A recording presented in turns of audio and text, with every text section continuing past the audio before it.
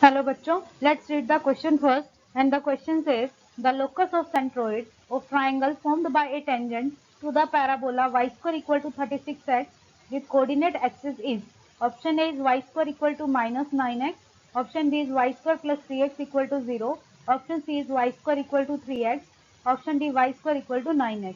सबसे पहले हम इसका की कॉन्सेप्ट लिखते हैं. तो आपके पास की कॉन्सेप्ट क्या होगा? जब भी आपके पास कोई भी पैराबोला की इक्वेशन गिवन हो, suppose y square equal to 4ax given है आपको, तो इस केस में जो आपकी इक्वेशन ऑफ टेंजेंट होती है वो आपके पास क्या होती है? इसे आप इस तरह से लिखते हो y1 is equal to 4a x plus x1 by 2. ये आपके पास इक्वेशन ऑफ टेंजेंट होती है, वेयर जो पॉइंट ऑफ टेंजेंट होते हैं वो आपके होते हैं x1 और y1. तो आपके जो पॉइंट ऑफ टेंजेंट होते हैं, where point of tangent is x1 and y1, right. तो अब आपको ये इक्वेशन लेनी है टेंजेंट की, इसे सॉल्व करना है और जो ये कोऑर्डिनेट एक्सिस को जिन पॉइंट्स पे कट करेगी वो पॉइंट्स फाइंड आउट करने हैं, वहां से आपको सेंट्रोइड निकालना है. तो आपको इसमें सेंट्रोइड का फॉर्मूला भी पता होना चाहिए. जो आपके पास ट्राइंगल होता है, सपोज आपके पास ये ट्राइंगल है, इसके 3 वर्टिसेस हैं ए बी और सी. तो ये ए बी एंड सी है.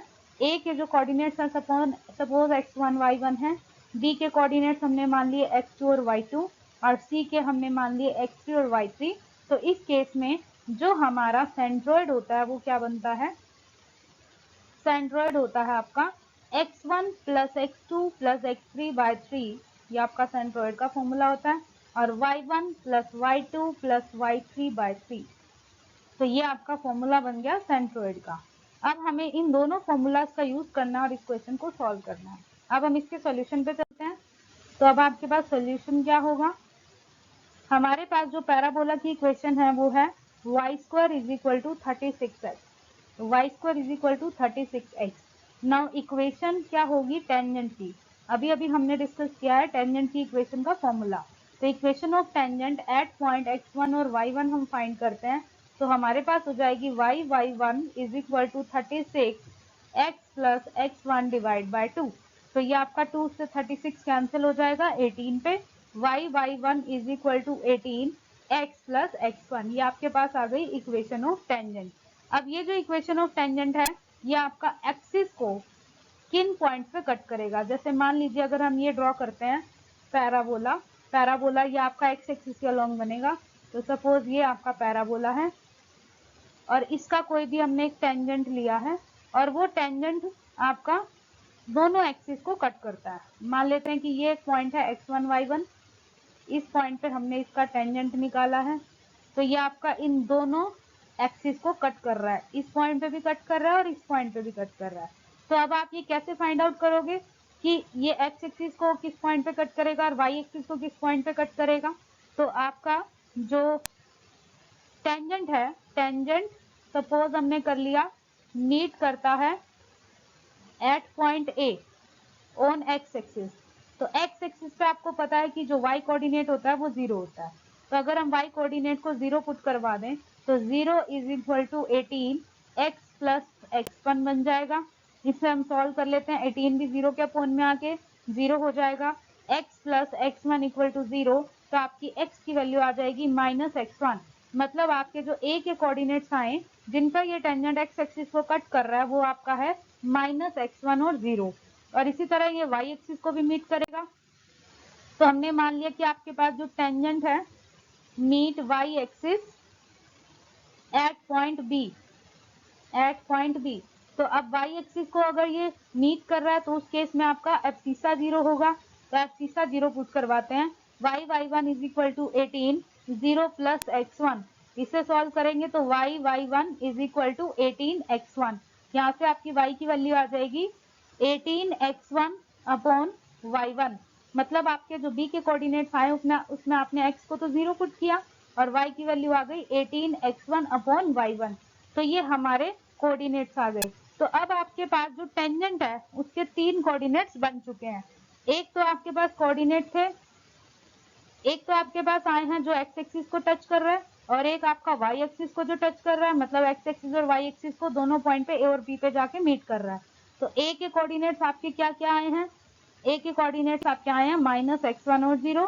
उसी तरह बी के कोऑर्डिनेट्स आपके पास आए हैं 0 और 18x1 divide by y1, right. और जो थर्ड आपका पॉइंट था वो कौन सा था, टेंजेंट का पॉइंट। तो टेंजेंट का पॉइंट हमने पी लेट किया था, वो आपके पास था x1 और y1। ओके, अब आपको देखना है सेंट्रोइड। सेंट्रोइड का फॉर्मूला हम ऑलरेडी बता चुके हैं। यहाँ पर आपके पास जो ये पॉइंट है, ये पॉइंट आपका टेंजेंट का पॉइंट है। बट आपको इस फिगर के अकॉर्डिंग क्या पता चला था, जब हमने अपना पैराबोला ड्रॉ किया, ये आपका पैराबोला था, पैराबोला का एक टेंजेंट हमने लिया था, ये आपका टेंजेंट था, ये दोनों एक्सिस को कट कर रहा था इस पॉइंट पे और इस पॉइंट पे। तो ये पॉइंट हमने ए लिया था और ये पॉइंट हमने बी लिया था। अब आपको यहाँ पे जो ट्राइंगल दिख रहा है वो ये वाला ट्राइंगल दिख रहा है AOB। तो अब इस ट्राइंगल के अकॉर्डिंग जो हमारा सेंट्रोइड होगा वो हम फाइंड आउट करेंगे। तो सेंट्रोइड ऑफ ट्राइंगल AOB निकालते हैं। तो हमारे पास क्या आएगा, एट पॉइंट x1 y1 पे, मतलब ये आपका टेंजेंट था, टेंजेंट ने जाके दोनों एक्सिस को कट किया, दोनों एक्सिस को कट करने के बाद ये आपका ट्राइंगल बना। इस ट्राइंगल का जो सेंट्रोइड है वो आपको फाइंड आउट करना है। तो अब आपके पास जो सेंट्रोइड की वैल्यू आई, सेंट्रोइड वो आपके पास कितना आएगा, सेंट्रोइड ऑफ ट्राइंगल OAB, हमने मान लिया कि जो सेंट्रोइड है वो आपका x और y है। तो ये आपके पास किसके इक्वल आ जाएगा, आपके पास 3 पॉइंट थे, एक तो 0 0 था, दूसरा पॉइंट A था -x1 और 0, और थर्ड पॉइंट आपके पास B था 0 और 18x1 बाय y1। तो इन तीनों का यूज करते हुए हमें सेंट्रोइड फाइंड करना है। तो आपके पास आएगा -x1/3 और दूसरा आएगा 18x1/3y1। ये आपका सॉल्व होगा, 6 से कैंसिल हो जाएगा। तो xy सेंट्रोइड की वैल्यू आपकी आ गई -x1/3, 6x1/y1। जब आप इसे कंपेयर करोगे तो x की वैल्यू आ जाएगी -x1/3। तो यहाँ से आप x1 निकाल सकते हो -3x। ये आपके पास x1 की वैल्यू आ गई, मतलब वो पॉइंट आपका आ गया जिसपे आपका टेंजेंट ड्रॉ हो रहा था। और आपके पास y की वैल्यू आ गई 6x1/y1।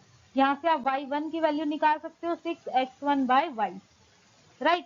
तो ये आपका दूसरा y कोऑर्डिनेट आ गया, ये आपका x कोऑर्डिनेट था, ये आपका y कोऑर्डिनेट आ गया उन पॉइंट का जिसपे आपका टेंजेंट बन रहा है।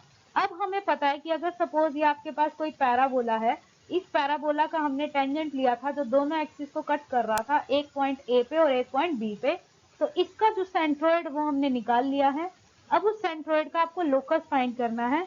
अब यहाँ पर आपको ये वाला पॉइंट जो है, ये आपने लिया था x1 और y1, आप ये देखेंगे कि ये पॉइंट आपका पैराबोला के ऊपर भी लाई करता है। तो आप क्या कहेंगे कि सिंस x1 और y1 है, ये आपका लाई करता है, लाइज ऑन पैराबोला। तो पैराबोला पे अगर लाई करता है तो उसे सेटिस्फाई करेगा। पैराबोला की इक्वेशन थी y² = 36x। तो आप इसमें वैल्यू पुट करवा सकते हो, y के प्लेस पे y1 और x के प्लेस पे x1। तो y की वैल्यू कितनी है, 6x1/y²। ये आपके पास y1 की वैल्यू आ गई = 36x। फर्दर इसे करेंगे सॉल्व, तो बनेगा 36x1² divide by y² = 36x²। यहाँ पर आपका x1 ही हो जाएगा क्योंकि आपका x1 और y1 इस इक्वेशन को सेटिस्फाई कर रहा है, राइट। तो ये आपका x1 ही बन जाएगा। 36 से 36 आपका कैंसिल, ये आपका स्क्वायर नहीं है, ये आपका ओनली x1 है। तो 36 से 36 आपका कैंसिल, एक x1 से एक x1 भी आपका कैंसिल, y² आपका इक्वल आ गया x1 के। और बट हमने यहाँ पर ऑलरेडी देखा है कि x1 की वैल्यू -3x है, तो y² आपका इक्वल आ गया -3x के। तो आपके पास जो कंडीशन बनी फाइनल, वो क्या बन गई है, y² + 3x = 0। ये आपका फाइनल रिजल्ट आ जाएगा। ये आपका लोकस होगा सेंट्रोइड का, और ये आपका है ऑप्शन नंबर बी। तो option number B is the correct option. I hope you understood well. Best of luck. Thank you.